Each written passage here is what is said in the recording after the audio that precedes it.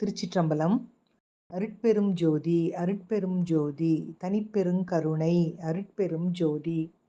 திருச்செந்தூரில் பிரகாரத்தில் பக்தர் ஒருவர் கந்தசஷ்டி சொல்லிக் கொண்டிருந்தார். அவர் சொல்லி முடித்ததும் கந்தசஷ்டி பாடி முருகப்பெருமானை வணங்குவது தங்களுக்கு அதீத விருப்பமோ என நான் கேட்க, அவர் லேசான புன்னகையுடன் சொன்னார், ஐயா, நான் தீவிரமான நாத்திகவாதியாக இருந்தவன்.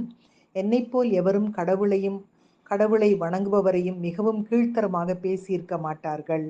அந்த அளவுக்கு பேசியவன். 30 ஆண்டுகளுக்கு முன் நண்பர்களுடன் திருச்செந்தூர் வந்து அதிகாலையில் நான் மட்டும் கடலில் குளிக்க வந்தேன். அலையின் சுழற்சியில் உள்ளே சென்று விட்டேன். என்னால் கடலில் இருந்து வெளியேற முடியவே இல்லை. என்னையும் மறந்து முருகா முருகா முருகா என கத்தினேன். யாரோ எனது தலைமுடியை இறுக்கமாக பிடித்தது போல உணர்ந்தேன். அடுத்த நொடி கரையில் வந்து விழுந்தேன். எழுந்து நின்று பார்த்தேன். கண்ணுக்கு எட்டிய தூரம் வரை எவரும் தென்படவில்லை.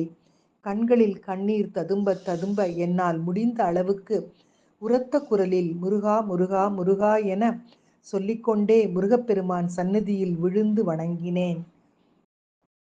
அன்று முதல் நான் கடலில் விழுந்து பிழைத்த நாளையே எனது பிறந்த நாளாக கொண்டு ஒவ்வொரு வருடமும் திருச்செந்தூரில் கந்தசஷ்டி பாடி முருகப்பெருமானை வணங்கி மகிழ்கிறேன் என்று அந்த பக்தர் சொன்னார்.